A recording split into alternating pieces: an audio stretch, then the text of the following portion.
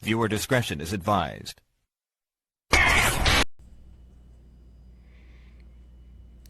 What up, Heel Faction? Welcome back to Heel Shit. Why do we call it that? Because bad guys do heel shit. I'm Dark Cordz, that's Draven Grimes. We got a pretty cool show for you guys today. Not only are we doing the next four TV episodes on pay-per-view in our booking shit segment. If you'll remember, we just came off of Backlash, so this is heading towards the next pay-per-view. Also, I know we were supposed to live stream WrestleMania 5 last week. Didn't work out. We're going to watch it and react to it on this show, and we'll just fucking see what happens to the copyright strikes. So, alright, well, let's get into it.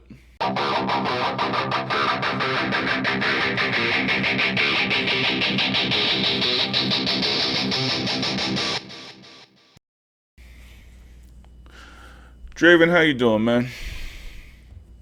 I'm good, my dude. I sincerely hope, though. I mean, you hit booking shit. You hit the WrestleMania 5 watch long. I hope you got us a good story for that heel shit this week. Because I'm not gonna lie, I'm really starting to look forward to those. So, since you're busy, I'm gonna go ahead and plug the merch, guys. Get the merch. HeelShitShop.com has all of your heel shit podcasting needs. We have shirts, we have hoodies, we have hats, we have beanies, we have stickers. We have so much shit over there, including the new Thumpism shirt. Dick offered, feel free to suck.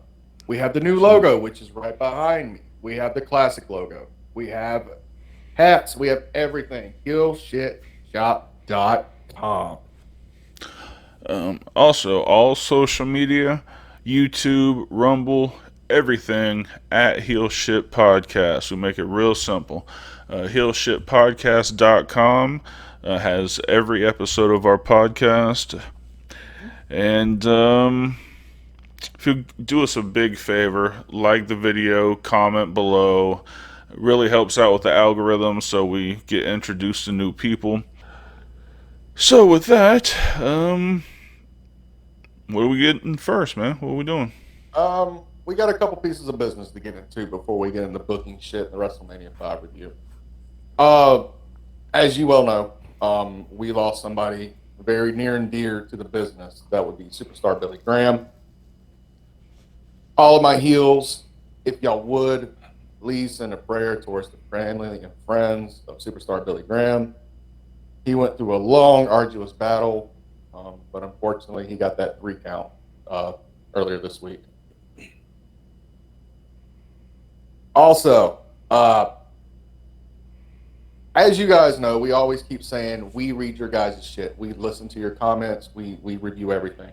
So I was just trolling through the podcast off of iTunes, to see what new comments were made. And I really don't want to fucking butcher this, but I'm going to try to say his name one fucking time. Nakorn Penam -NA said, "We are hilarious and insightful for wrestling commentary." He also said he stumbled upon this podcast and he's so glad that he did. The hosts have a great chemistry and offer hilarious takes on wrestling and pop culture. It's becoming one of my go-to podcasts. My dude, we thank you. Very, very much. It's like we've been telling you since day fucking one. We read your guys' feedback. We go through every fucking thing. If I'm not doing it, Cordz is doing it. If Cordz is not doing it, we got our team doing it. Please let your voices be heard.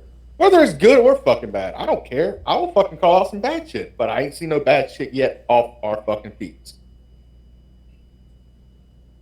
And that's about it for the business portion of HSP this week. All right. Well, let's get into the fun shit. We're gonna start off with booking the shit. So, as I said, this is starting on the Monday following Backlash. and we're gonna go 4 weeks of TV and a pay-per-view. So let's buckle into it. I guess this is gonna be Raw 1 after that. Yep. All right. So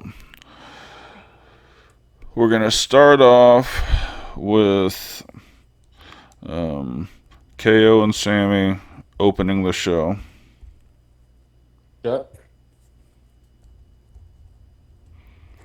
Issuing an open challenge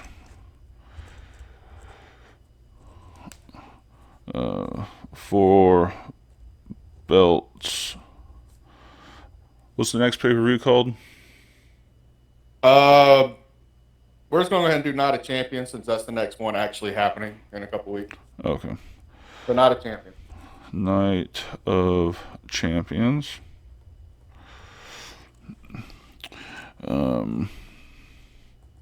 Coming off their big win at the pay-per-view, Anderson and Gallows come out. Except now this is gonna obviously continue to build. This isn't like the end of the story for them going into the show. Right. Next we're gonna have Solo versus Riddle. Paul Heyman distraction. Solo wins. At that point, Heyman grabs the mic, saying Solo is the beast of Raw. Strowman comes out, forcefully separate them. Then we got a match, rematch from Backlash. We got Ripley versus Yim. Ripley wins. Alexa Bliss hits the ring, misses her attack, Riptide. Then we have just a fun Ricochet match against local talent. And then we're going to close the show with Drew McIntyre. Drew McIntyre versus Gunther. No contest brawl. Trying to separate. And then off air. Alright. That's the end of the show. Okay.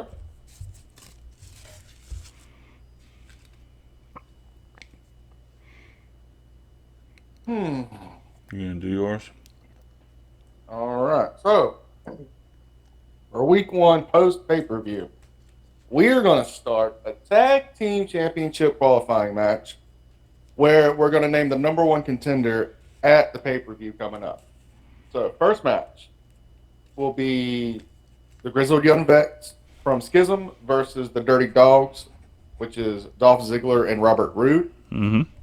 I'm putting the Vets over to move on to the next round of the tournament. I have Bianca Belair going against Lacey Evans. Lacey Evans goes over Dirty. Okay. Next will be my first segment of LA Knight coming out, explaining he never got pinned in the triple threat match against Walter. And Pete Dunne. Pete Dunne interrupts, says that he was cheated out of his championship opportunity. Walter interrupts, telling them both to shut the fuck up, basically. And William Regal comes out to make the number 1 contenders match against LA Knight and Pete Dunne. Winner will face Walter at Night of Champions for the Intercontinental Championship. Match 3 is the number 1 contenders match, which LA Knight, goes over Pete Dunne. Coming back from that, we're going to Seg 2, which is Baron Corbin coming off his win against Big E, going into Seth Rollins' locker room after he lost his match against Brock Lesnar for the World Heavyweight Championship. Basically demeaning him, calling him pathetic, and then challenges Seth Rollins to a match. Randy Orton comes in, which, if you know, after the World Heavyweight Championship match, Randy Orton came in to try to make the save. Tries to talk Seth out of it.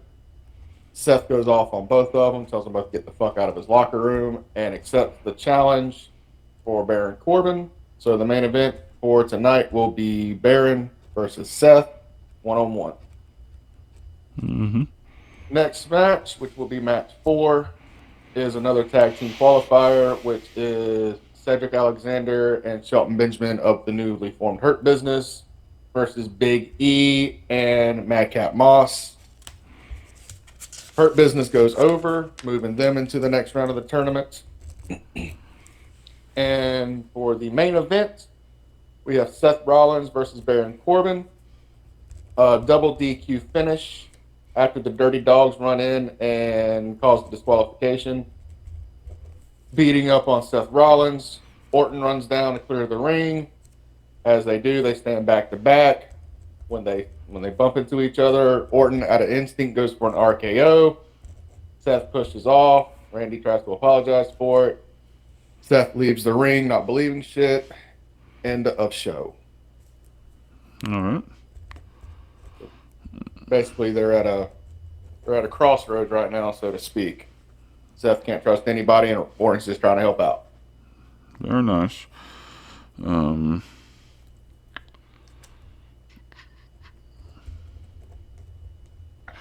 All right, so Raw Week 2. We're going to start off with Dexter Lumis versus Akira Tozawa. Okay. Cute little opening match. You know, Dexter Lumis wins. Lumis then walks back and he runs into Dominic Mysterio. Okay. Dom runs his mouth a little bit, and Lumis just kind of looks at him like he's going to kill him, real world, and the camera cuts. Alright, next segment. Rhea Ripley is in the ring with the mic. She running her mouth about tiny little Alexa Bliss. You know, she's not shit. And all of a sudden, Bliss pops up from behind, attacks her, hits her with the rolling DDT version of the Sister Abigail that she used to use. Leaves her down. Alright, match 3. We got Drew McIntyre and Damian Priest. Drew over by DQ after the Judgment Day attacks and Imperium attacks. But in the middle of it, JD and Judgment Day and Imperium start with each other. And then what we're gonna do, we're gonna round out the show with Gunther versus Bronson Reed. Barn burner, but Gunther comes out on top, and that's the end of the show.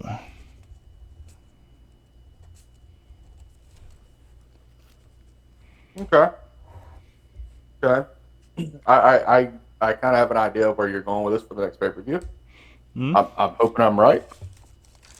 Okay.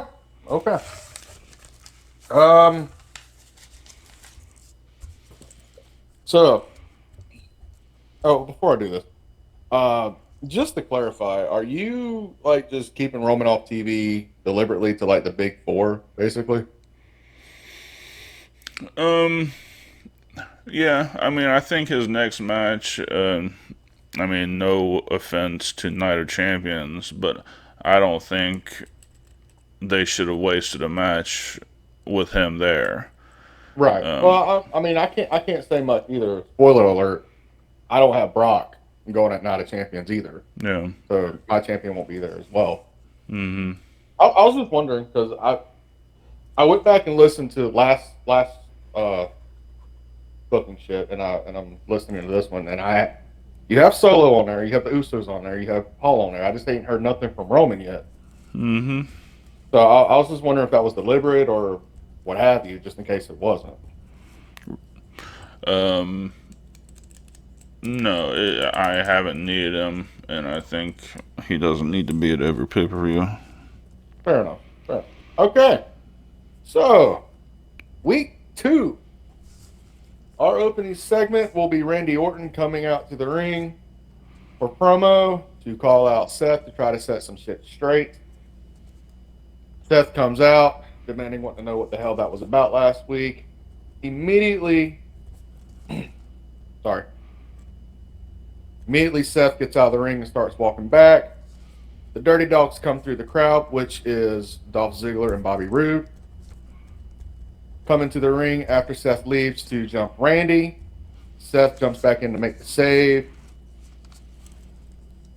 As he's done making the save, Orton is getting up. Orton is getting in position for the curb stomp, so Seth is contemplating it. Randy notices it.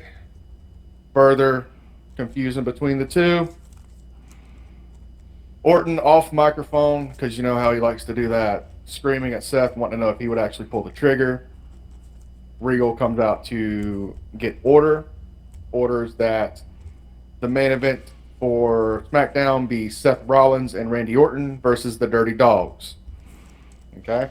So we got our main event set up. So, match 1 will be Pete Dunne versus Madcap Moss.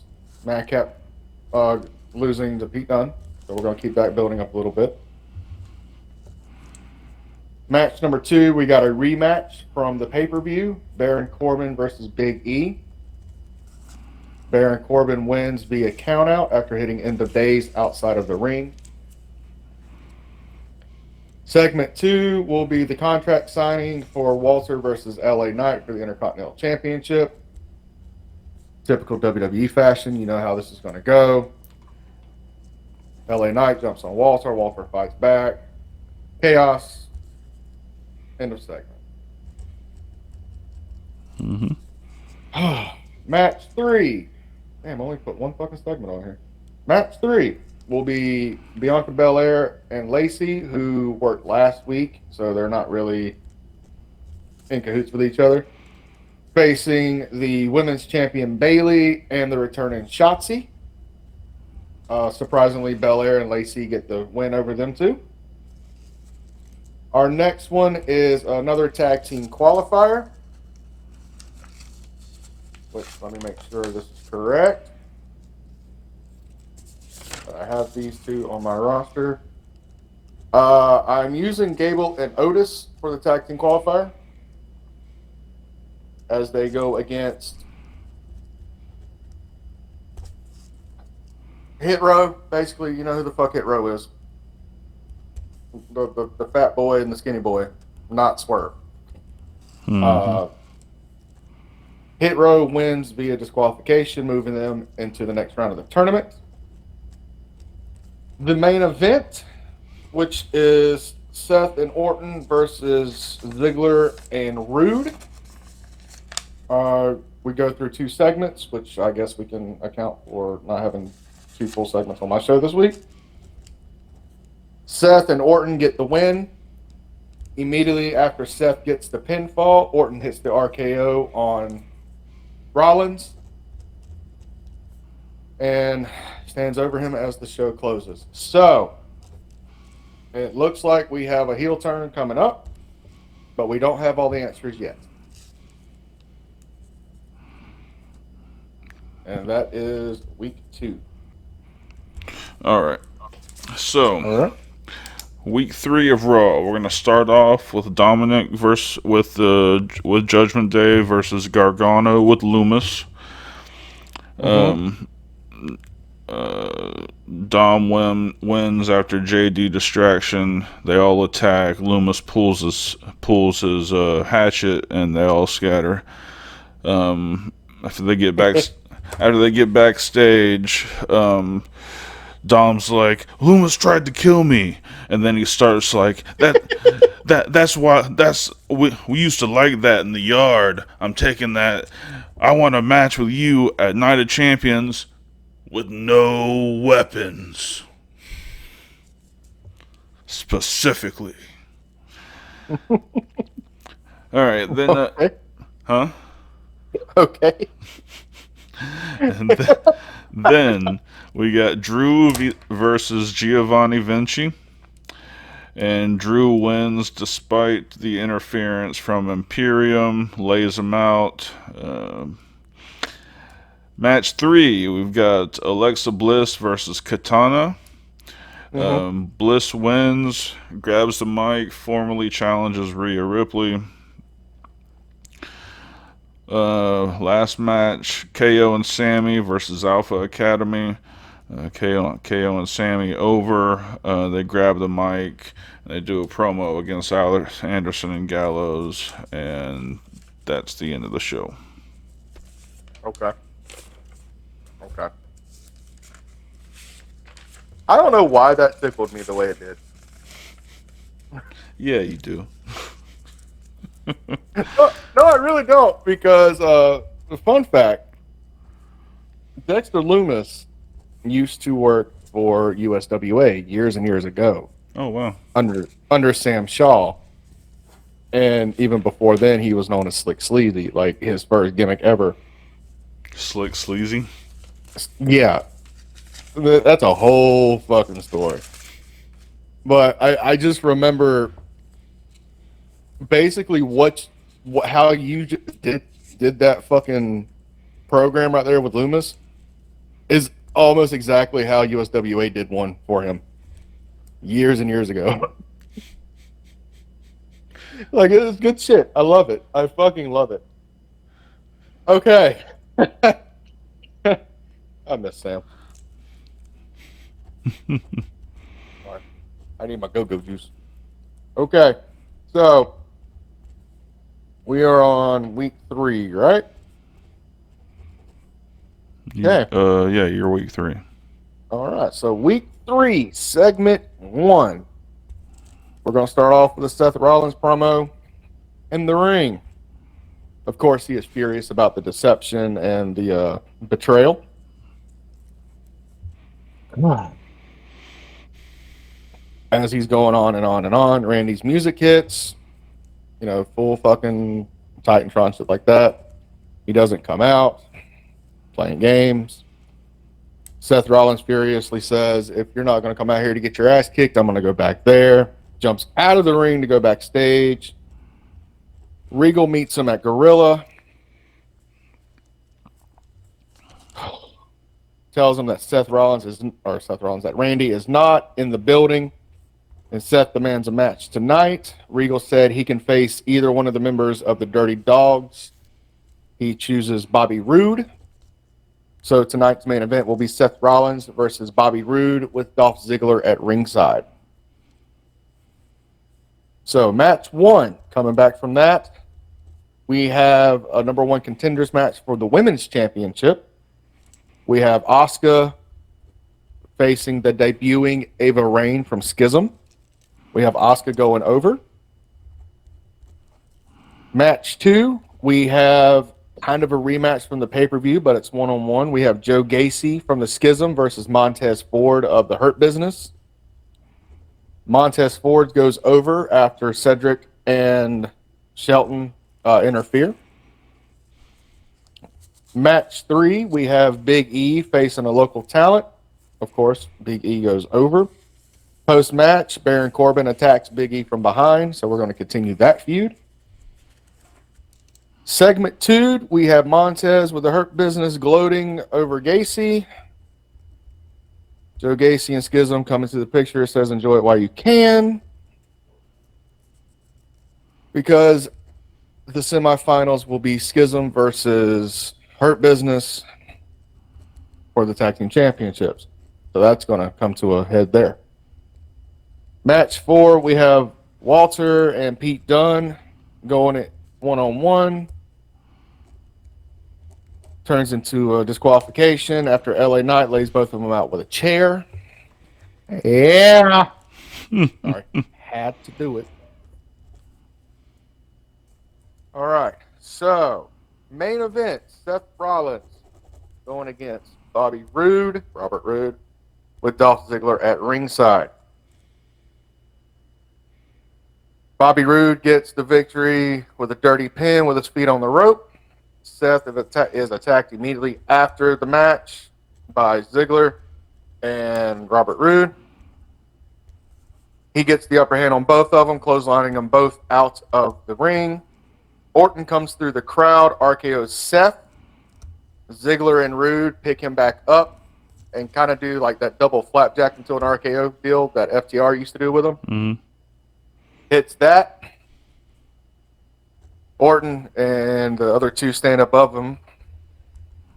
Randy Orton hands them both a t-shirt, and this plays on the fucking Titantron.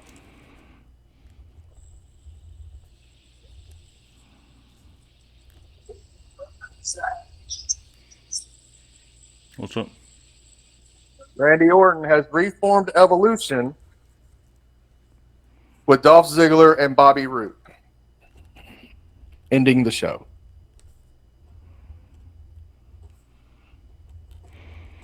All right. Very nice. All right. Final week before Night of Champions. Yep. So, start off, we're going to do Anderson and Gallows versus the Vikings. Anderson and Gallows wins clean. They call out KO and Sammy. They get in the ring. They each exchange words, and then they shake hands. And going to have a good match at Night of Champions. We then run into Rhea Ripley backstage. And as she's accepting Alexa Bliss's challenge, Nikki Cross walks by and rubs her the wrong way. So Ripley has got a match with her next. Ripley goes over, and then she just punishes Cross just to make a point to Alexa Bliss. Just punish after the bell. Right. All right.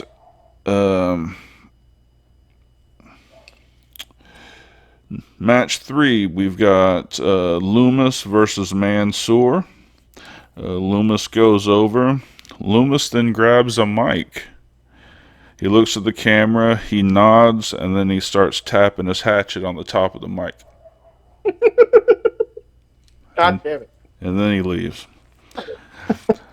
The last match, well, the last thing, is Drew and Gunther contract signing. Which, you know how those things fucking end. And that look at SmackDown. That ends the show. So your contract ends the show. Awesome. All right, so let's see what happens leading into the pay-per-view on SmackDown. Match 1, we have Sheamus versus the returning Ridge Holland. Obviously, Sheamus goes over. Match 2, we have Bayley versus Asuka for the Women's Championship. Obviously, Bayley's going to retain. First segment of the show, we have Evolution coming out in full Evolution fashion. Orton gets on the mic and says the time of disrespect is over, that he will do what Triple H did 20 years ago and bring order and obedience to the locker room by any means necessary. He then puts Dolph and Robert on a pedestal, saying that they have proven their worth and that they are ready for a change. Seth Rollins comes out. As he's making his way to the ring, security surrounds Seth Rollins and the ring. William Regal comes out as Seth is trying to get through the security. Regal tells him that Seth will have Randy Orton at the pay-per-view. And says to make it fair, since Evolution has been reformed, that it will be inside a 15-foot high steel cage. And will be for the number 1 contendership for Brock Lesnar's World Heavyweight Championship at Money in the Bank, which is the following pay-per-view. Coming back from that, I have Baron Corbin versus Madcap Moss. Baron Corbin goes over relatively quick, hitting End of Days. Post-match, Big E comes out to try to get some retribution for the run-in from last week. William Regal breaks it up, announces Corbin versus Big E at the pay-per-view. So we've announced the Intercontinental Championship match. We've announced the number one contendership for the World Heavyweight Championship. We've announced the finals for the Tag Team Championship tournament, which is going to be a three-way. And now we have the number one contendership inside a steel cage. Oh, fuck, I'm tired. I talk a lot. Match 4, we have Evolution's Robert Roode versus Joe Gacy. Robert Roode goes over. And match 5, we have the main event, which will be Randy Orton versus a debuting Cameron Grimes. Of course, Randy Orton goes over quickly with the RKO. Post-match, Bobby and Dolph come out, corner up Cameron Grimes before they are able to attack. Seth Rollins makes the save. Orton powders out. The other two get the beat down, get thrown out of the ring. Oh, fuck, I am tired. God damn, I write too much. As Seth Rollins gets the last one over the ropes, he immediately turns around and gets hit with Cameron Grimes' double foot stomp deal that he does, whatever he calls it.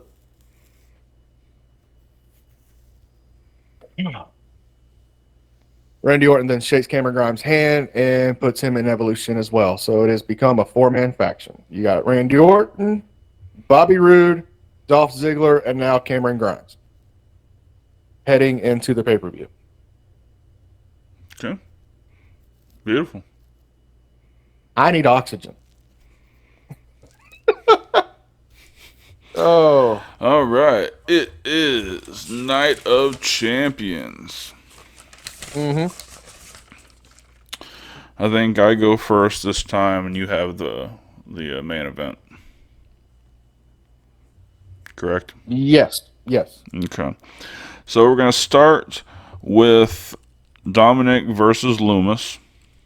Mm-hmm. Dominic wins via disqualification because Loomis uses his hatchet and slashes Dom's face, which will give him an evil-looking scar that he can keep pushing his prison gimmick with. I've been to prison, man. Look at the scar. Look at this. Look at the tattoo that I paint on my face every week. God damn. They're gonna make Dominic more of a heel on here than he is on fucking Raw. I swear to God. All right. Now, that was match 1, so go ahead. My match 1 will be the rematch from the last pay-per-view, which is Big E versus Baron Corbin. Big E finally gets the victory on this one, going over Baron Corbin. Okay. I about to say that's it. There's no real storylines here. All right. So next we got Ripley versus Bliss. It's a good 15-20 minute match, hard fought. Ripley comes out on top, of course. Mommy always comes out on top. That's right. That's right, baby. Match 2 will be the number one contendership finals, which will be the triple threat of Ziggler and Roode of Evolution, the Grizzled Young Vets of Schism, Shelton Benjamin, and Cedric Alexander of the Hurt Business. Evolution gets over after Grizzled Young Vets hits their tag finish on Cedric and Shelton, throws them out, gets the dirty pin, 1, 2, 3. Evolution is your number one contenders for the tag team championships at Money in the Bank. Very nice. All right. So next match, we've got KO and Sammy versus Anderson and Gallows. Really good tag match. Respectful match. KO and Sammy keep the belts. Okay. About to say, was that for the titles? Okay. My next match. We have L.A. Knight. Yeah. I wonder how many people's fucking tired of me doing that. Anyway, Knight versus Walter Intercontinental Championship. LA Knight goes over and is your new Intercontinental Champion. Very nice. Oh, shit. Yeah, it's your turn. Now we got Gunther versus Drew. Gunther goes over by interference with Imperium, but as they're starting to beat him down, Judgment Day. I have a question for you. What? Walter just lost his Intercontinental Championship. He's immediately working on your brand afterwards. Gunther's been running my in the every show the entire Walter was my number 2 draft pick, motherfucker. God damn it. All right.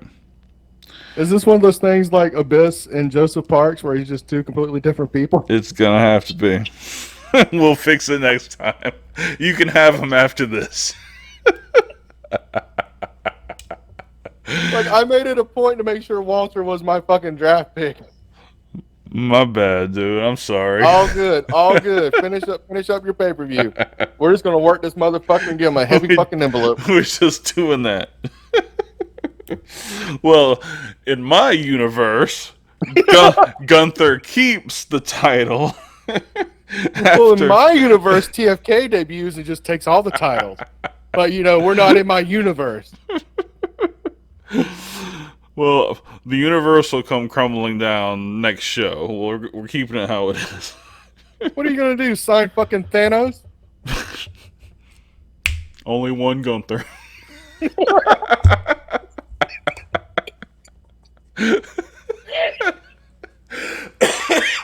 Oh, fuck, I'm lightheaded as a bitch right now. You dirty fuck.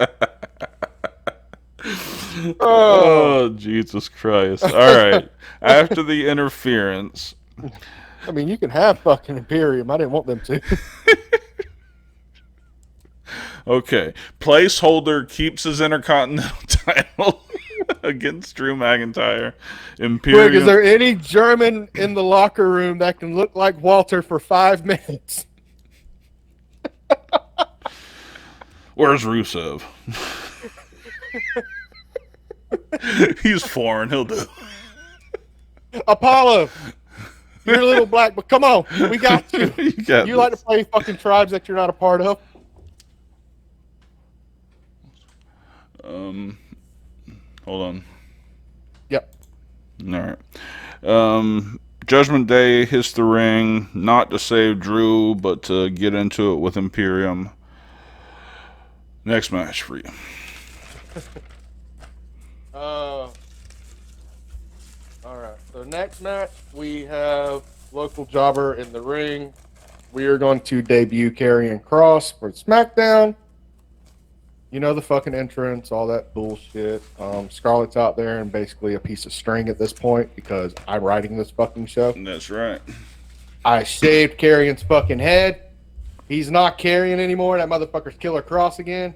Immediately hits the fucking straitjacket, fucking chokehold thing that he did. Immediately fucking taps out. Leaves. Nothing. No banter, no bullshit. Holy shit. I mean, he went through a fucking jobber. Like I signed fucking like Ty Lee for this shit. Oh, fuck. Hey, he got his 5 minutes of fame on WWE pay-per-view. I mean, fuck.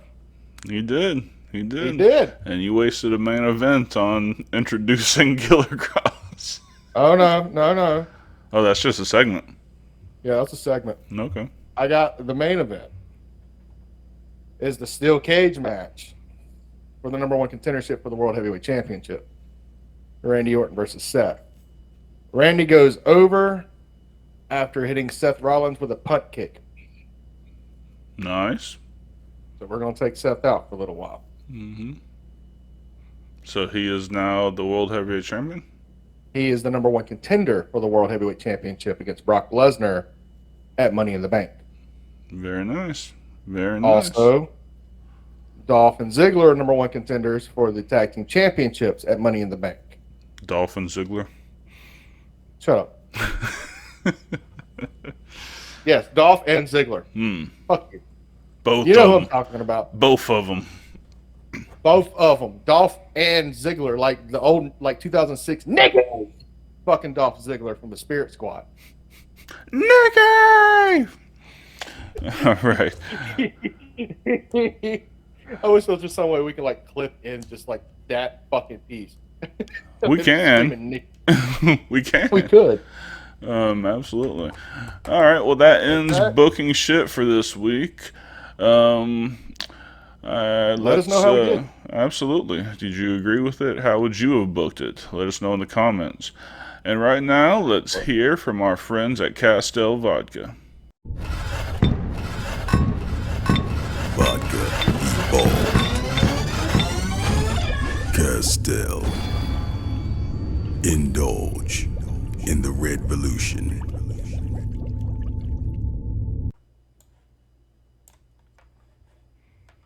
Thank you, Castell Vodka, for sponsoring the podcast. All right, guys. What we're going to do is, before we get into that, we have to announce that the merchandise contest was over on Monday. So we're going to announce those winners probably next HSP show. So be on the lookout for that. So what we're going to do now is, since we promised y'all last week that we were going to do a live watch along to WrestleMania 5, I figured we'd just do a couple of matches here. You can just watch along with us once this video comes out. So, yes, sir. Let's see. We need to turn down their volume, I think, which I'll do in a minute. But we're going to watch Jake the Snake Roberts versus Andre the Giant, Macho Man and Hogan, and Ultimate Warrior who? Ultimate Warrior and the Ravishing Rick Rude. All right. Well, let's get started. The City Custom Cash. All right, here we go. If you guys will remember, Big John Studd was the referee for this match. I have always been jealous of that man's hair. Dude, I'm jealous of everybody's hair. Why? I am jealous of everybody's hair.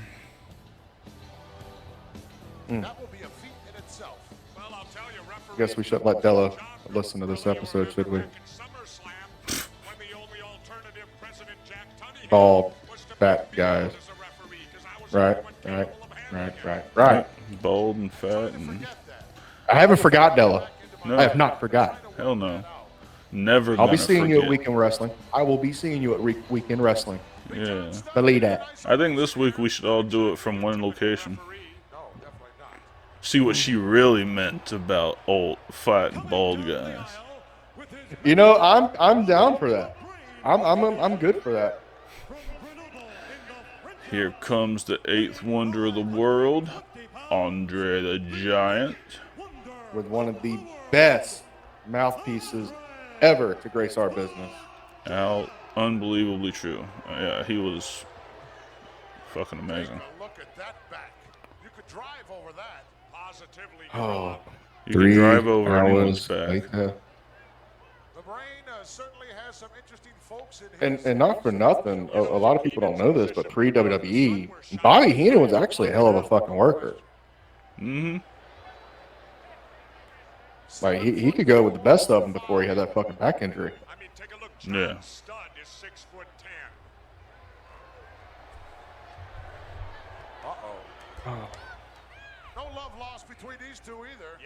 Obviously, this is not prime fucking Andre. This is like, he's got one foot out the door and the other one's coming with him.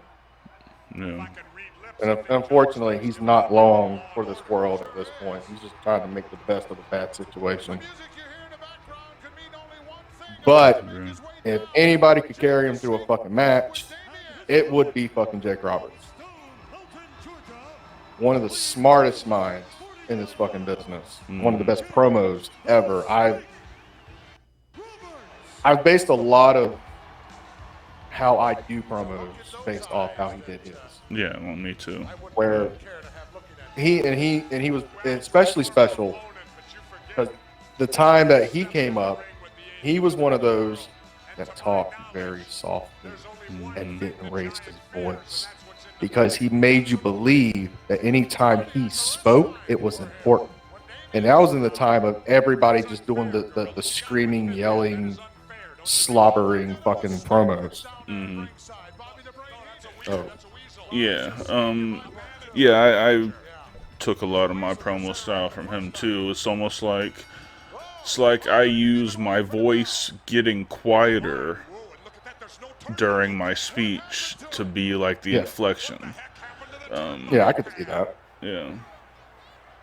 And my motto is you don't have to be loud to be heard.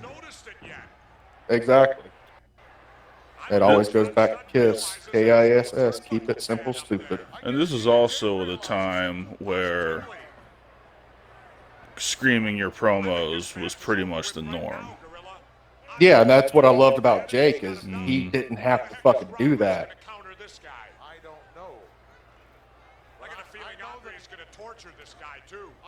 As we can all see here, Jake is working to all of his strengths, kicking out all of his fucking weaknesses, making him look fucking strong. Even though essentially Andre is like, I hate to say it, but he's shit at this point. He's still big. Classic babyface fire up. He can barely walk there. Yeah. Like it's. And of course, knowing what we know now, where Andre was, I mean, this is not surprising. Like watching this live, I can bet you, and I've talked to my grandmother about this years ago, that once Hogan and Andre happened, she was to the point she didn't want to watch Andre anymore because she knew what was going on. I mean, she was a nurse for like almost 30 years. So she knew, you know, once somebody starts moving like that, it's kind of the end phase. Agreed. I mean, look, this is like the laziest fucking thing you could do right there, but it's so fucking over because it's fucking Andre. And he's getting such a fucking reaction from the crowd.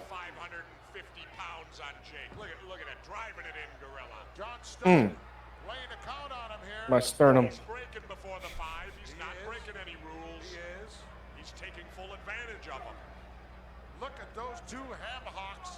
So I'm not exactly sure the backstory for this, as I've said before to you and, on previous podcasts.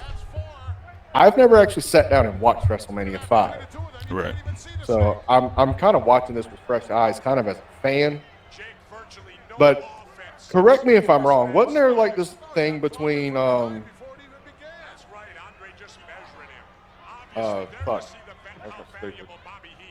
between Andre and Bobby where like they were like kind of like back and forth with each other? Yeah. And like it was more of a reluctant deal that Bobby Heenan was with Andre. Yeah, this was I'm still not sure if I like Andre better as a babyface or a heel. But yeah, I mean there was a lot of times where he was back and forth with him. I don't know. My favorite Andre the Giant story is while filming the Princess Bride, he had like a minute-long fart that had to stop the entire production of the thing for like an hour. Oh my god. And I love that fucking movie so much. Oh yeah, I love the movie. Oh, a matter of fact, I have that particular Andre the Giant figure from the Princess Bride they released last year.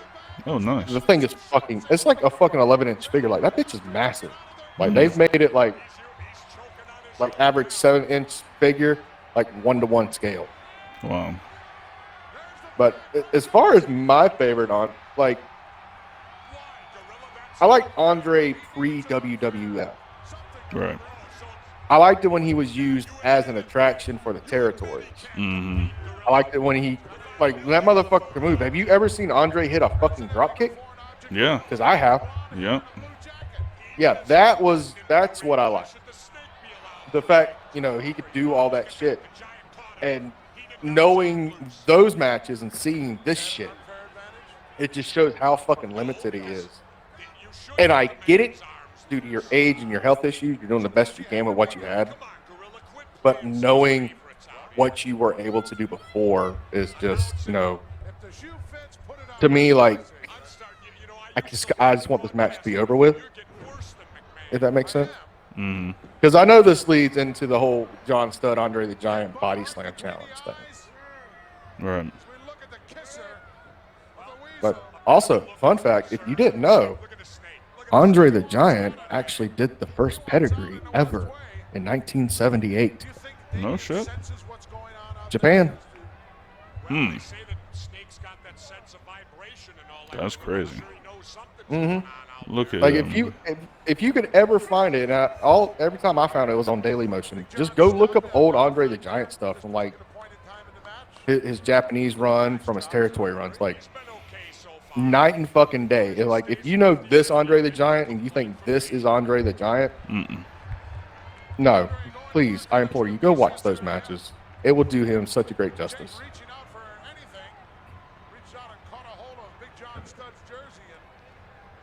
And I love the fact that the story being told here is no matter what, I haven't really seen either one of these guys bump one time. Obviously, Andre's not going to bump. His back can't fucking handle it.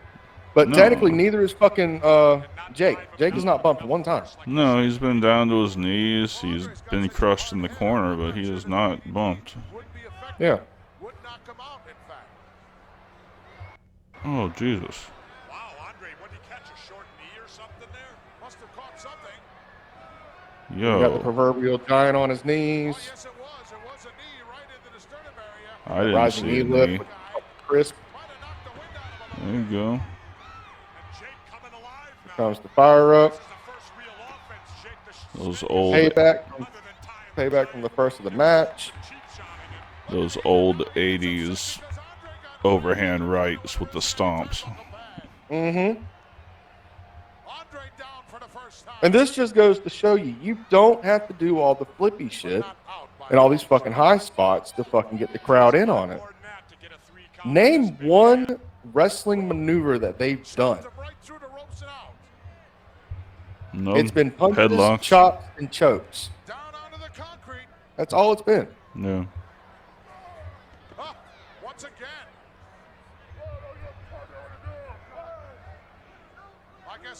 And let's not fucking sell Jake short. He's always been one hell of a fucking seller.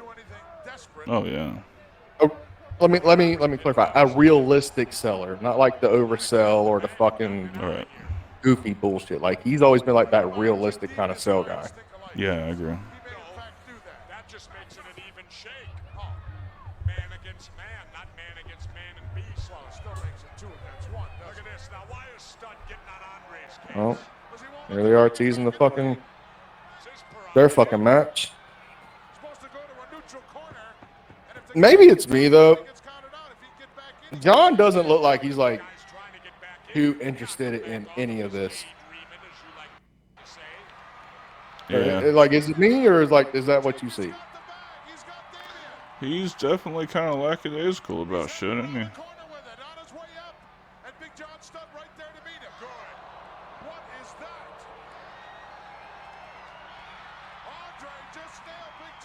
Come on, he just wants to play with a snake. A little slithery snake. God, you can tell how bad Andre is off right now. I mean, oh, what the fuck? You're stealing the snake.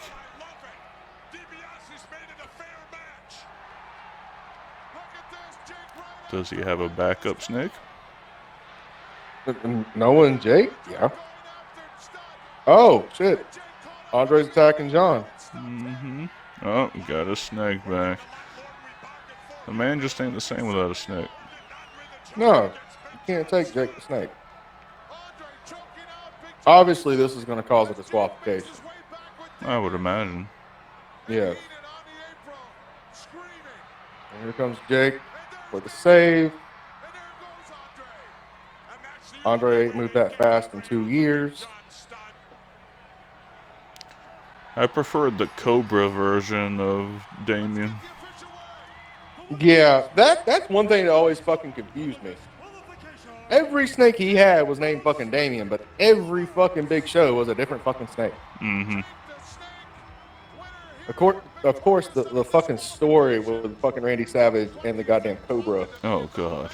before the show was fucking great. That's probably why he You've heard that stopped story, using right? it. Yeah. Yeah, where fucking Randy made him get bit by the fucking Cobra and made him sit there for fucking 30 minutes after getting bit just to make sure he didn't die. Jesus. Yeah.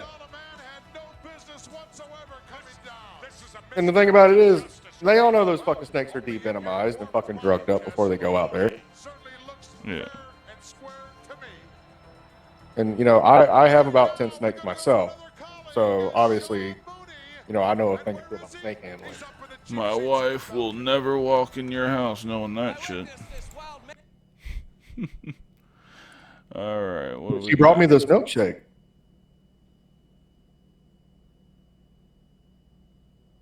What? She brought you one last time. Yeah. Yeah, I That's wanted how it one. works around here, bub. My Yeah, wife well, brings I wanted one this time. my wife brings me shit. That's cool. Fucking DoorDash did. Alright. So we got Ultimate Warrior, the ultimate jacked up body guy, versus Rick Rude.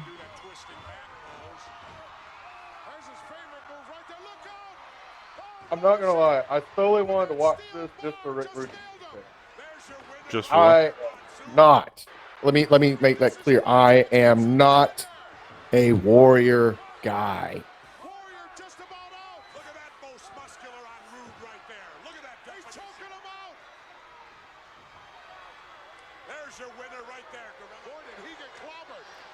Did we miss the whole match? No, I don't think we did. No, look at the skirt. It's the Royal Rumble. So I guess they're doing like a backstory kind of deal. Oh, okay.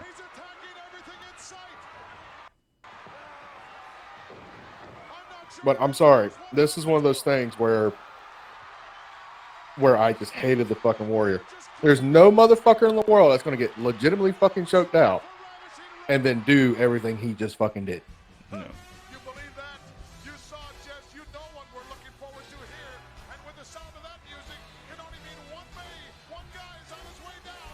But when the Stardust takes me in my spaceship. He was fucking weird, dog. I swear to God, if you ever do that in front of me, I'm going to hit you with dead to rights real fucking quick. That's cool. Fair warning. Also, for everybody that's out there, Orange Park AMC 24 movie theater in Orange Park, Florida is doing a showing of AEW Double or Nothing.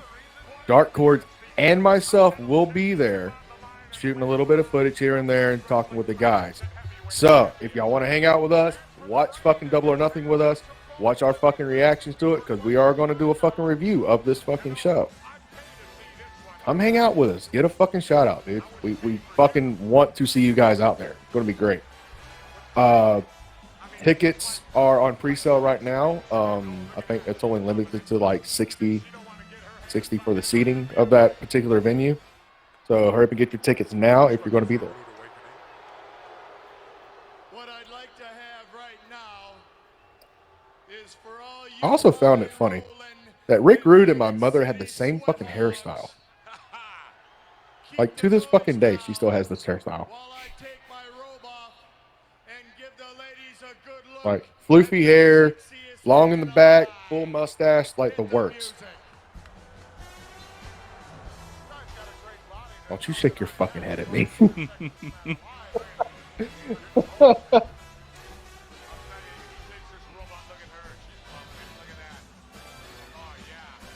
Now, one thing I've always wanted to know, and this is more on Bobby's thing.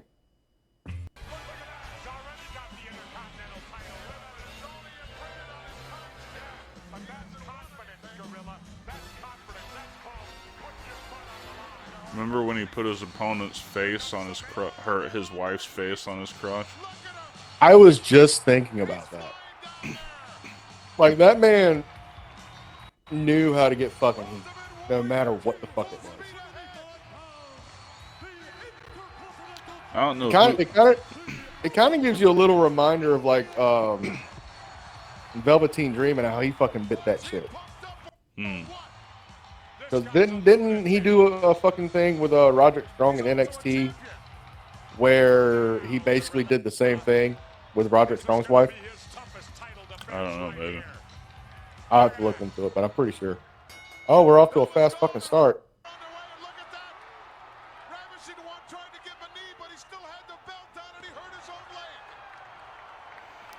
think I was listening to The Undertaker say that by now he's already completely blown up. Yes. Like, that shit, the intensity of him just running down, like he was blown up before the match started. Another thing I fucking hated about his matches. They weren't fucking believable. Not a fucking one of these were. Nope. And he never got better. No. He was still the same dude from the Blade Runners. He never got better. That's because in his mind he didn't need to get better. He thought he was fucking top shit. And it wasn't for his fucking wrestling skill. It's because the fucking machine got behind him and pushed him. That was it. You see the technique in those Irish whips? What technique? Exactly. You fucker. This is probably the most technical move he knows, is a fucking bear hug. The alien hug. The alien hug. What the fuck ever he called it. I don't know what he fucking called it. He's just fucking out there. I don't think anybody's calling shit at this point.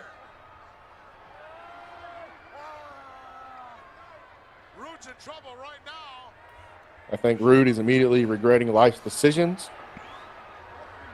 I think he's just wanting this shit to be fucking over with. Yes, I think he's regretting stepping in the ring with someone who should still be in training. Mm-hmm.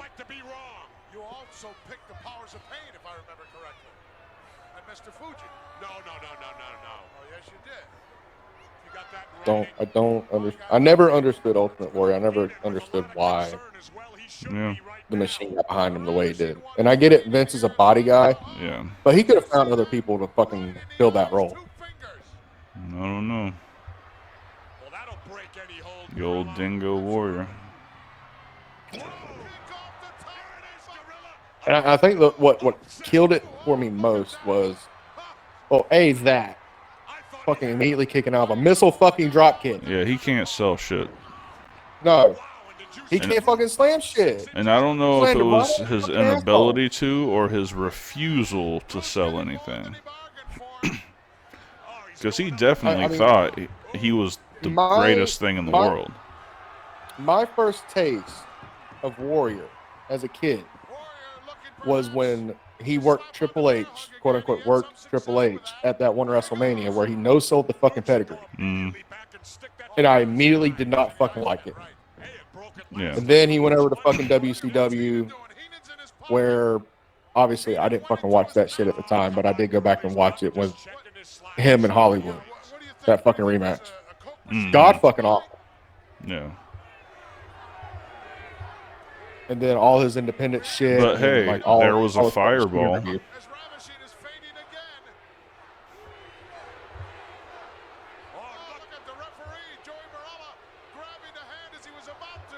All right, ref, you're gonna get one too. Right. Well, he certainly did it, whether he has the right to or not.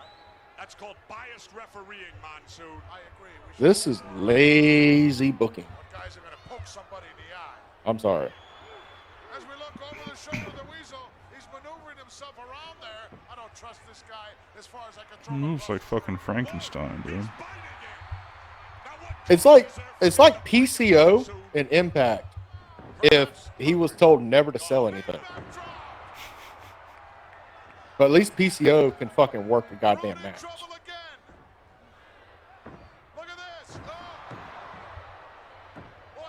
And you want to talk about a weak ass fucking finish? Even in the fucking 80s, that fucking splash, God damn. not fucking believable.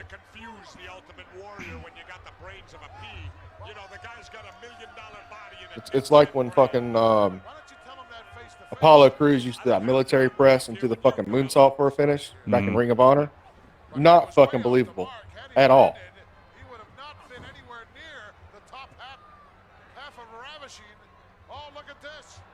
Pile driver. All right. Here it goes, Gorilla. And he's about to pop up, I imagine. No? Yeah, I'm waiting on it. Still hurt, Jess. Rick Rude in pain. If he'd have covered him, he'd be the champ. That was a desperation move there. We're going to at least get a fucking one count? Yeah, but No. I'll tell you, that wasn't the authority kick out that we saw Swear to earlier. God. Rude's getting closer, Gorilla. I can feel it. See, I think if he still had the endurance and strength to kick out with a passion, he still would have. I just think his lactic acid is through the roof right now, and he's just blown up. Oh, that bitch is sucking air. Yeah. There is no doubt about that.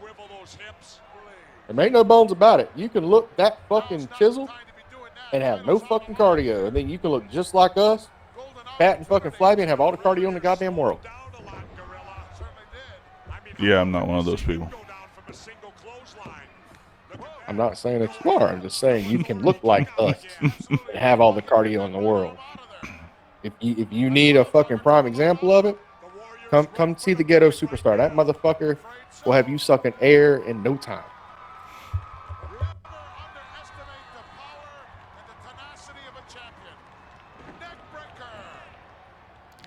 Otherwise known as a Russian leg sweep. That was a weird attempt at a Russian leg sweep. Not gonna lie. I don't know, he's questioning about a slow count. I didn't see any slow count. And look at Rude. Where's the big muscles now, Gorilla? He's about to use Look them. at him. He is legit fucking sucking wind as hard as he can.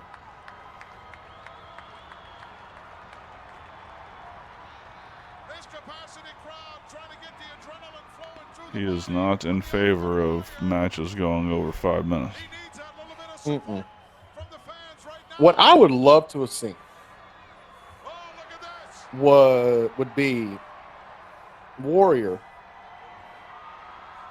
working in Memphis, He shook him right loose. because he would either have to get better or he would be fucking ran out of town. Nice flying tackle. Yep. I think that would have done him really fucking good, because he looks like he could work that Memphis style. Yeah. Face first. He did start So much wasted fucking potential. Like Bobby Heenan so close to getting that He just didn't Sting want was, to work. Sting was in the same boat as fucking Warrior when they were in the Blade Runners. Yep. I dare say Sting was actually the worst of the two He might when I have would been. go back and watch the two. Yeah, he might have been. Oh, look at But- that. Holy oh my God. What the hell? That was a body slam he couldn't hold on No, to. that's a fucking receipt wait to happen, dude. That was fucking horseshit. Well, if he gets it, it could be tough luck for Rude. And Rude face first, neck first. He doesn't Yeah, give a he's fuck just- about the other person's safety. No, God, that Irish whip kills me. And he nailed him. this is And Bobby better watch out now. I because don't Rude's in trouble. get it. I don't understand the mystique around the Warrior. Great presence. All I see is Rude with a desperation move right there, saving just himself from the Warrior. essentially a fucking mark thinking he can wrestle. Hmm? He's not even fucking green. He just looks like a fucking mark that thinks he can do shit. Oh, perhaps a rude awakening. The Warrior's got his hands locked up in there. He's gonna power out of it. Nobody Now, I do like the struggle out of the neck breaker. I do like that, but I think that's the only thing from Warrior I've liked so far in this match. That's the wrong place to go with the Warrior. This guy will take it anywhere. In the parking lot, he likes it outside the ring. And look at this. He's not selling any fucking thing. Warrior's shoving him right back in there. You know, Warrior's had a lot done to him, too. He ain't got as much energy. Either one of these guys are right for the pickings right now. Oh, 360 by Rude. I don't get how he was so popular, frankly. I don't either. And another thing I don't fucking understand is how he puts these sequences together. Like, you rolled him back in the ring to do nothing more than fucking clothesline him over the fucking ropes. Yeah, right. Like, there was another way to fucking set up for that particular finish if that was the fucking case. He can't even run after aiming. Look at him sucking wind. God damn. When Bobby Heenan's outrunning you, that's a fucking issue.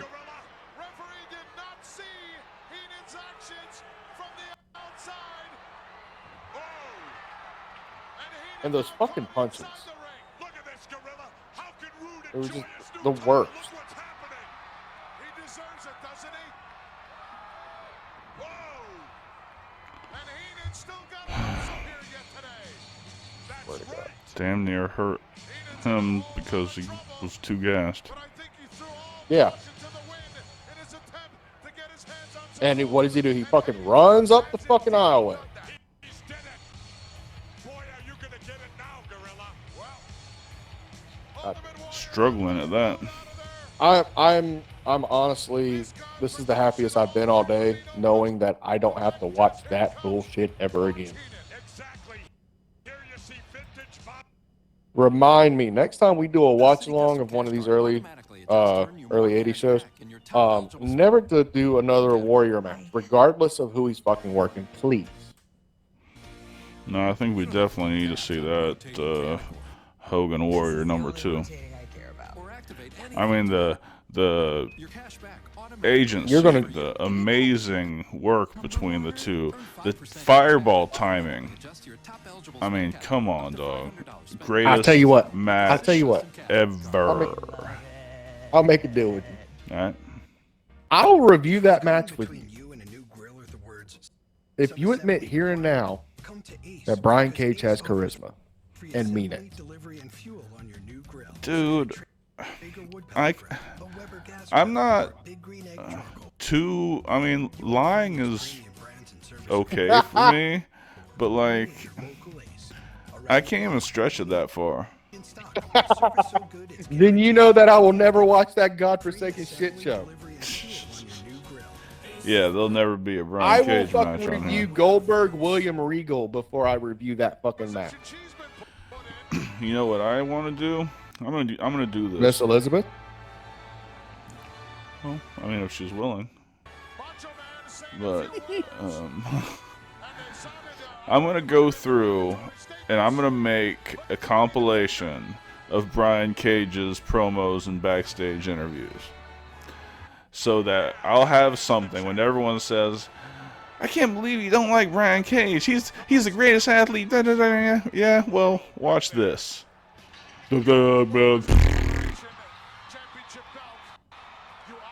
Okay. Okay, do it. All right. I mean, I don't disagree with you on as far as Brian Cage goes, as you know, as far as his charisma goes.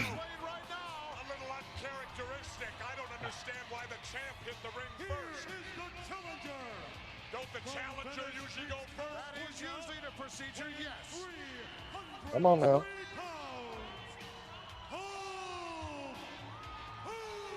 £303. This was juicing Hogan. Yeah, that was juicy boy.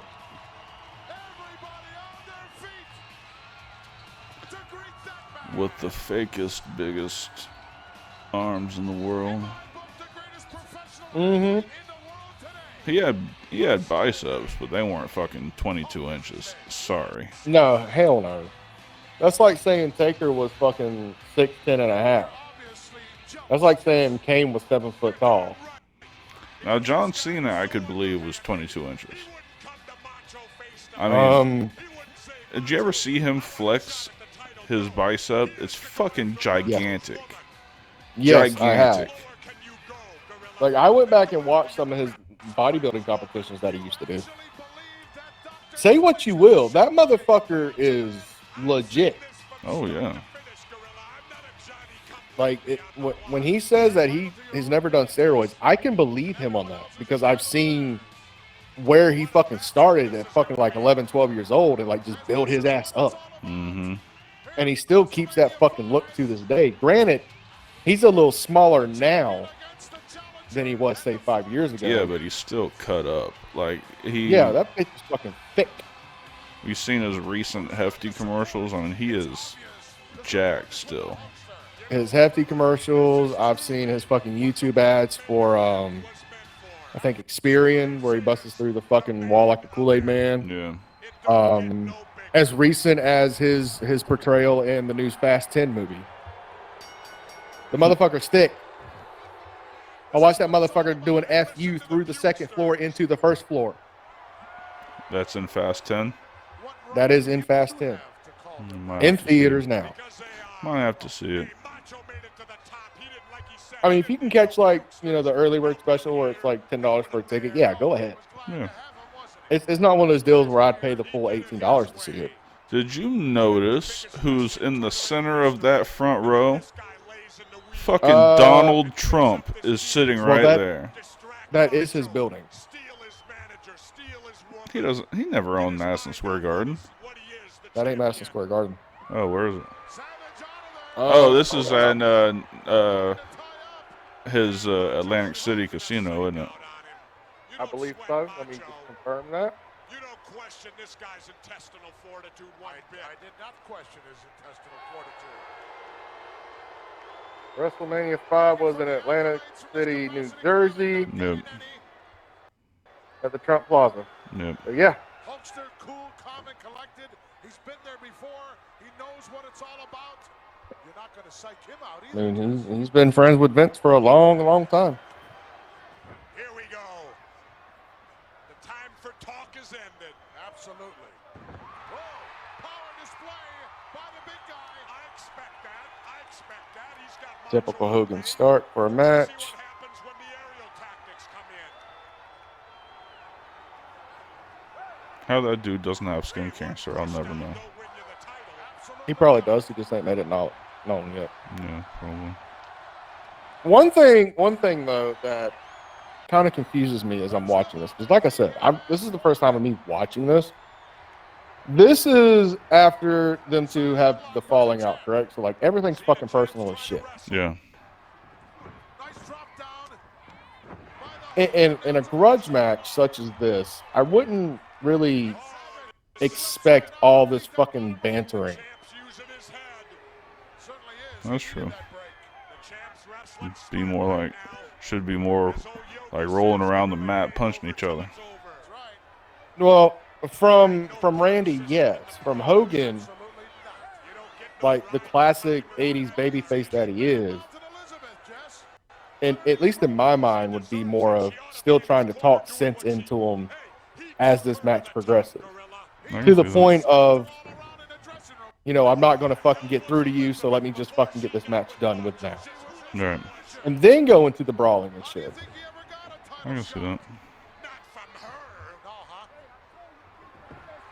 But one thing that's aggravating the fuck out of me is how fucking Macho is putting on a fucking headlock. What's rule one about a fucking headlock, especially with that fucking left leg? It's all about the footwork. Yes. I know if I put a fucking Really, bro. headlock like that on him, I'd get dumped on my head real quick. Mm-hmm.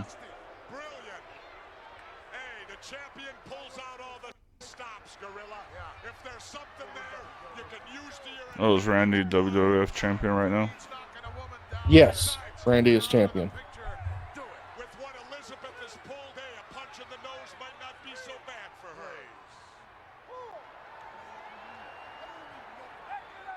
Hebner trying to get both men inside once again and is successful. I love it, Gorilla. Cat and Which mouse to me, right here. if Look at this was me being Randy, being used, psych out being used. because you know how meticulous this motherfucker was about putting a match together. Like, he needs to know And the Hulkster ends up with a second for second what's about to happen.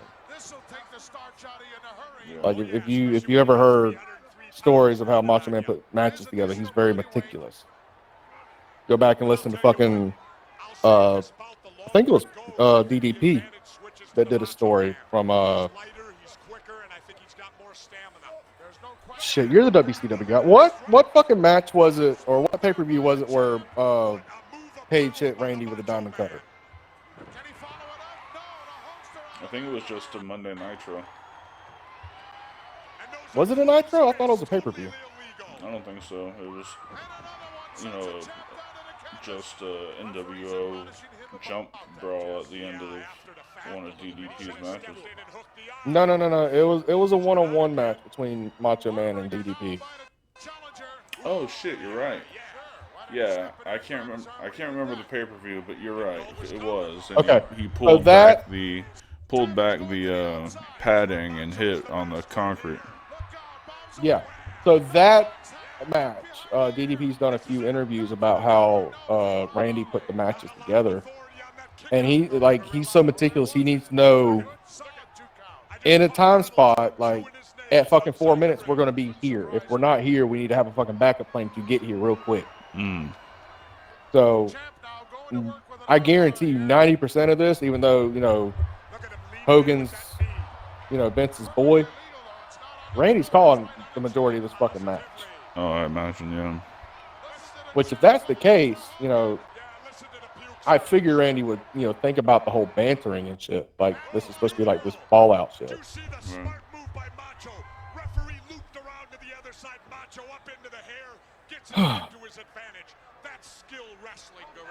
But I will say this is a lot better match than the other two that we've watched so far. I'm not gonna lie. Yeah. Like, if we got like Jake from the first match and Rude from the second match and just put them together for a match, fucking classic.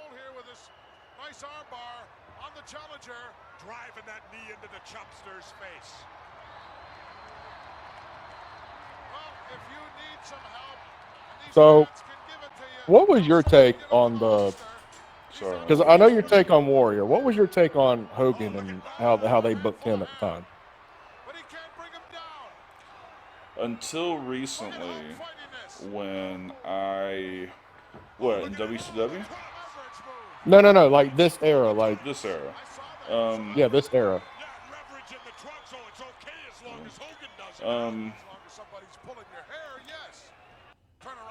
It was not that watched by me, honestly, back in this era. But until recently, within the last 10 years, when I found out about his Japanese career, I thought he was the worst wrestler that they could try to push to the top. I just thought his moveset was so rudimentary, and I understand the importance of the personality and stuff like that. Right. So, looking back at it, I can understand why they put him in the position that he was in.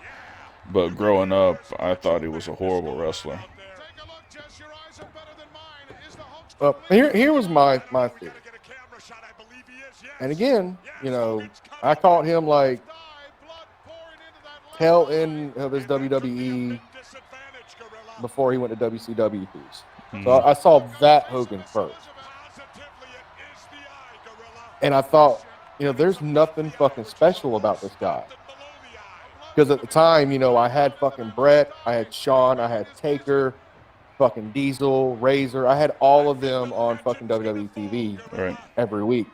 So what the fuck is so special about Hogan, right? And then, obviously I didn't watch a whole lot of WCW. Obviously I skipped the NWO shit. Big DX guy because of how my household was. And then, you know, he did the return in 2002. And when I watched Rock versus Hogan, I initially watched it, you know, on VHS from the video store because, you know, 90s kids can rent videos at the video store, kids. It was really a thing. But I was watching it at first, and I'm like, this fucking sucks. Like, why are you going to put this old man in here with the fucking Rock? Right? And then I had the video, and I went down south to my cousin's house, who watches wrestling then like we do now. Who, you know, spoiler, it was my Uncle Donnie's kid. So he grew up with a different mindset already. And he set me down and he broke it down and he showed me why this happened, why that happened, and it started clicking a little bit more. And then I went back and rewatched a lot of this before I started watching the Japanese shit, before I found it. And it was, and you know, it was Kiss, Keep It Simple Stupid. But once I found out, you know, he could really fucking actually work like he did in fucking New Japan, it kind of pissed me off that Vince only wanted him to do this, this, and this. And as long as this, and this gets over, he doesn't have to fucking do anything else. Right. And Could you imagine? Probably would get an earful if he did. Yeah. Could you imagine if we got Macho Man versus Hogan, but the governor was taken off of fucking Hogan and he could actually work a match like he did in fucking Japan? Mm-hmm. I guarantee you this match would have been a lot fucking better off. It would have been more fucking talked about than it is today. Yeah. Granted, this is one of the most talked about fucking Hogan matches. One of the most talked about fucking WrestleMania matches. One of the most talked about feuds ever. But it could have been that much fucking better. Yeah. I mean, this storyline with Elizabeth and them two is going to go down as one of the greatest of all-time storylines. Even though I don't think it was all complete storyline. I don't think it was either. No. There was something there. And it was more than just Randy being fucking overprotective. Mm-hmm. Oh, look, a real Irish whip. Look at that shit. Wow. Legitimate fucking selling. No, and wasn't it? Looking back now, he was obviously limited into what he was allowed to do, not necessarily what he could do. Yeah, that's the key thing, was what he was allowed to do. Right. And that's a lot of what we didn't think about back then. Exactly, yeah. So, you know, watching this from a different mindset, it's me going, what could he have done? Because I always thought he was just a shitty fucking wrestler until I saw his fucking Japan shit. Right. Exactly.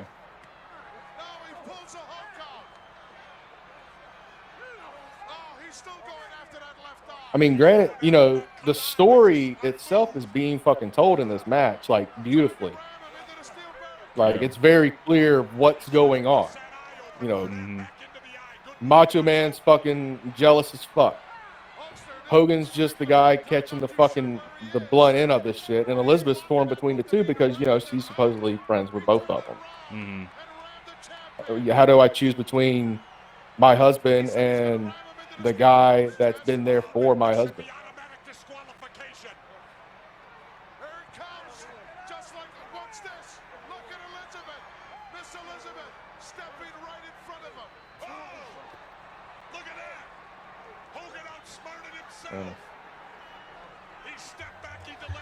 Sorry, Mama. You know, he would have had to get crushed in that one. Yeah. And one thing Elizabeth does not get, you know, her flowers for is how well she pulled off her part in this fucking storyline. Without question. Like, she did this to the fucking teeth.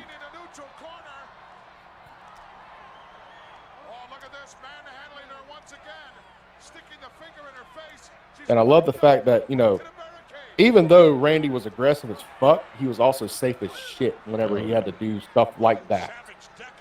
He made sure she wasn't fucking hurt. You know, looking back on it now, I think it's hilarious that he was the heel in this scenario. It was like, wouldn't you have sympathy if your old lady stepped out with your best friend? Yeah. I mean, to me, he's the baby face in this situation. Well, it's like the old saying goes. Every bad guy thinks he's the good guy in his story. Yep. But you're not, especially in the 80s, you're not going to fucking get the crowd to turn on fucking Hogan. No. They almost didn't want to with fucking Macho. Like, even that turn felt forced. Patented Macho Man. And how Macho was able to fucking walk with his fucking knees, I'll never fucking understand it. Top rope straight to the floor every fucking night for 30 years. No, sir. Like that shit right there.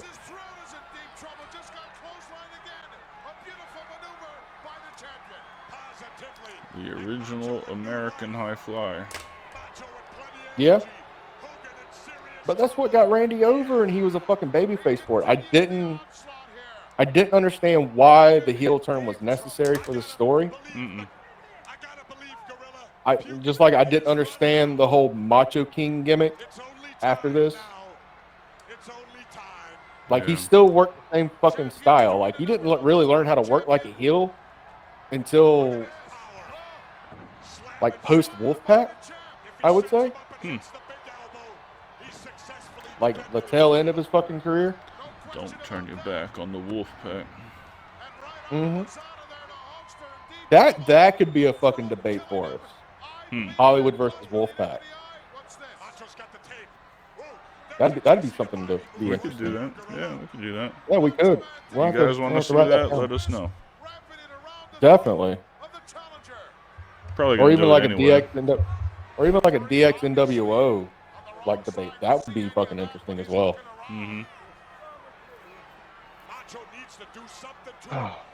Don't turn your back on the Wolfpack. Do you want me to play the song for you? No. It'll never get out of my head at that point. Fun fact. In this house with my kids, we don't do like fist bumps and high fives and shit. We do 2 sweets.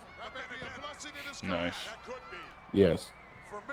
So like if you ever see my kids out anywhere, especially like Fat Boy, the little 3-year-old that we watch, he will fucking like 2 sweets as he fucking runs up to you. It's the fucking cutest goddamn shit ever. Yeah. I've corrupted my kids. Granted, they come from the generation of thinking it's from Bullet Club.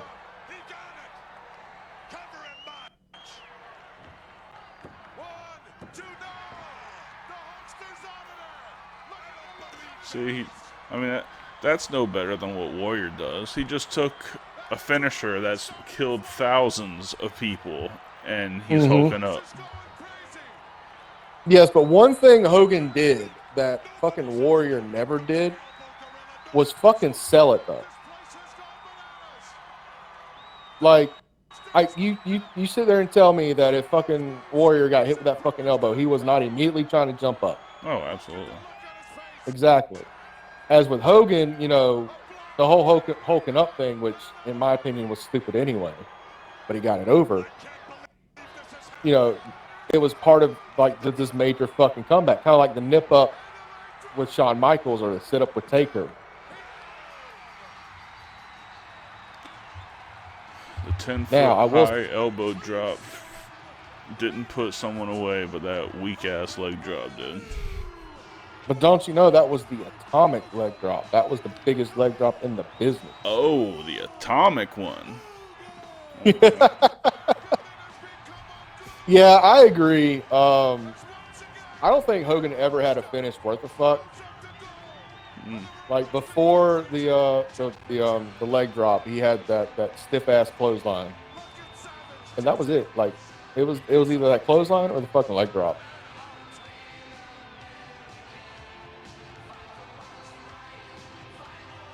Like honestly, you could have gave Hogan the fucking power driver and fucking been fucking great. Mm-hmm. Or, well, was the power bomb even? When did that come around? Yeah. It came around either in the late 70s or early 80s by mistake. Because the dude went for a power driver, pulled the guy up too fucking, with too much power, and just got him up in the power bomb position. That's how the power bomb was invented. It was invented on accident. Wow. But even then, like Hogan with a power bomb. Could you imagine that? No, that's fucking nuts. Yeah, that would have been fucking weird. But still. But I don't know. The leg drop to me is like the people's elbow to a lot of fucking like older generational guys. Like it just don't make sense. Yeah. How does a basic elbow drop or a basic fucking leg drop in the fucking match? Well, like when Dusty fucking did the elbow drop, it didn't look fucking weak. It looked like he put the point of his fucking elbow into your fucking sternum and knocked the wind out of you. mm-hmm. Like that was a believable fucking elbow drop. Yeah. Wade Daniels has a pretty nice elbow drop when he hit it on Rip. That like misdirection 180-degree elbow drop. That was nice.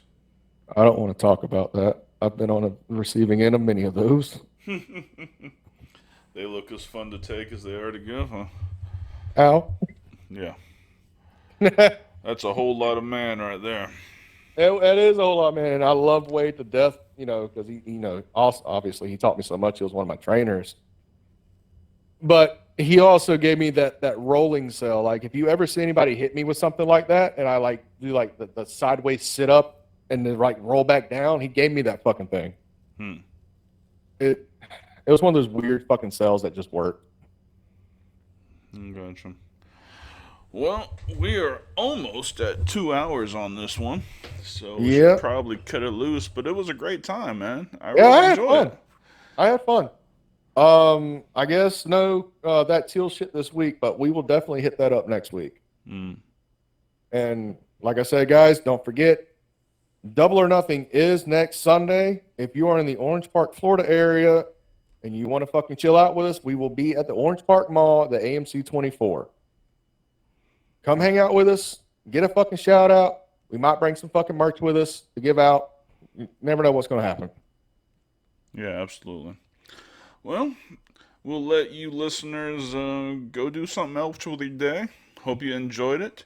For Draven Grimes and Dark Cordz, we will see you next time. Thank you for listening to Heel Shit. Why do we call it that? Because bad guys do heel shit. Shit. Peace.